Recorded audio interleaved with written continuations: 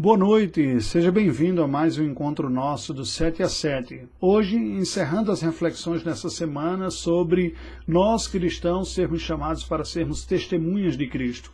Ontem nós falamos sobre o aspecto do discipulado, o ministério pessoal, o aspecto do envolvimento pessoal, não apenas o formal, pastoral, que faz parte da vida da igreja pela pregação, ou do missionário, do evangelista, do obreiro ordenado, mas o aspecto pessoal.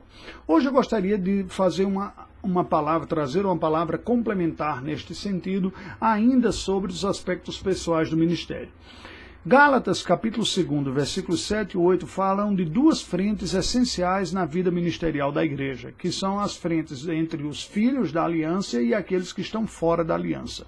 Nos diz assim: antes, pelo contrário, quando viram que o evangelho da incircuncisão me fora confiado, como a Pedro da circuncisão, pois aquele que operou eficazmente em Pedro para o apostolado da circuncisão, também operou eficazmente em mim para com os gentios. O que está sendo dito aqui? Paulo enxerga algo na vida da igreja muito interessante, importante para nós também, que é o seguinte: o ministério da igreja terá sempre, da igreja da nova aliança especialmente, terá sempre duas frentes de atuação. Uma entre aqueles que já fazem parte da aliança com Deus. Naquele caso, naquela primeira geração, era o ministério da circuncisão. Pedro tinha o seu ministério mais focado entre os herdeiros da aliança, aqueles que já tinham conhecimento bíblico, que já faziam parte do povo da antiga aliança. Havia uma prioridade na vida do ministério de Pedro de destacar-se ou de chamar a atenção do povo para que permanecessem fiéis à palavra de Deus, crendo em Cristo como Messias. E Paulo diz: já eu tenho o ministério da incircuncisão. Ou seja, o Senhor Deus me chamou para ir atrás daqueles que estão fora da aliança, que são ignorantes, distantes, fora da palavra. Bem, o ministério da igreja sempre tem essas duas frentes. Nós sempre deveremos olhar para aqueles que já fazem parte da aliança, procurando confirmá-los na fé, treiná-los para que a próxima geração seja ativa e atuante na vida da igreja, não fique dependente apenas daqueles que já eram da geração anterior trabalhando ou de novos convertidos. Nós não podemos falhar nisso e às vezes falhamos.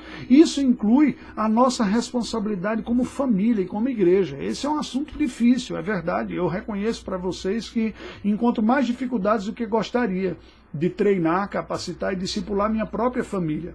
Muitas vezes é mais fácil falarmos de Cristo e da palavra do Senhor para aqueles que estão de fora, mas a Bíblia nos coloca a responsabilidade primeiro no nosso ambiente doméstico. Nós devemos olhar os nossos filhos e nossa responsabilidade para com eles, não simplesmente em trazer a provisão do alimento, de ter roupa, de oferecer uma casa ou uma formação profissional no futuro, acima de tudo espiritual. Lembra dos dias do Antigo Testamento, quando Moisés já dizia: ouve Israel, o Senhor nosso Deus é o único Senhor. Amarás o Senhor teu Deus de todo o teu coração, de toda a tua alma, de toda a tua força. Estas palavras que hoje te ordeno estarão no teu coração.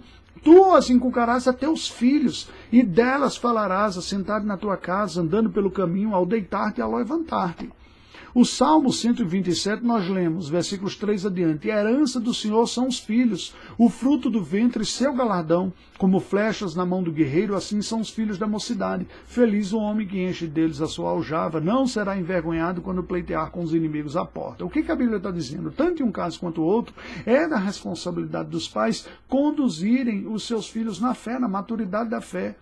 Aqueles que são treinados na fé são como verdadeiras flechas na mão do guerreiro. Veja que o que nós estamos dizendo é: Deus nos dá uma arma poderosa para atuarmos em favor do seu reino na presente geração, que são os nossos filhos. Devemos discipulá-los e treiná-los para serem instrumentos na sociedade. Muitas vezes nós somos passivos nessa tarefa.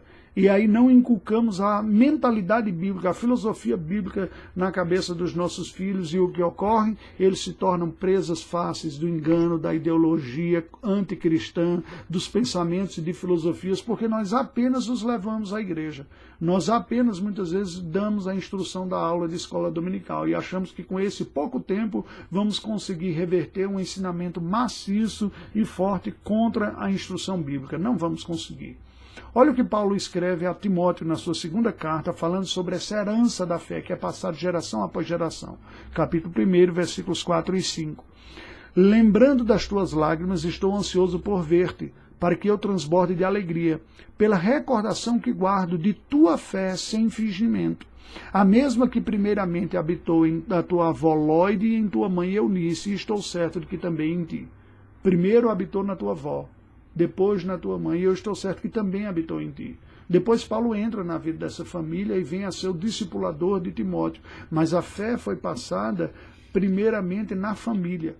É importante que nós pensemos nos nossos filhos como missionários em potencial que Deus nos deu para a presente sociedade. Não necessariamente ir para outro país ou ir para outra cultura, mas nessa geração. Por isso que o salmista diz, bem-aventurado é aquele que enche deles a sua aljava.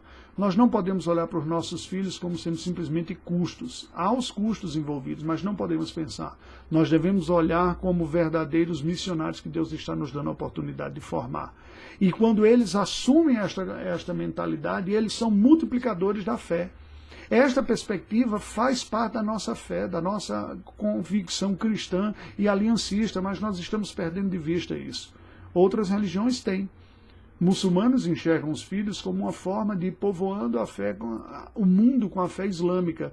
E muitos cristãos acabam tendo uma visão mais materialista a este respeito.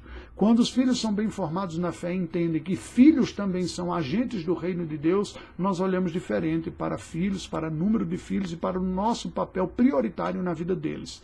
Muitos de nós acabam se preocupando mais com a comida, mais com a bebida, mais com a vida profissional do que com a condição espiritual. Olha o que Paulo fala a Timóteo na segunda carta, capítulo 2. Ele diz, tu, pois, filho meu, fortifica-te na graça que há em Cristo Jesus. E o que de minha parte ouviste, através de muitas testemunhas, isso mesmo transmite a homens fiéis e também idôneos para instruir a outros. Ou seja, vai na sequência. O que você aprendeu, passe adiante. Este ministério pessoal e até mesmo familiar precisa ser urgentemente resgatado nos dias de hoje.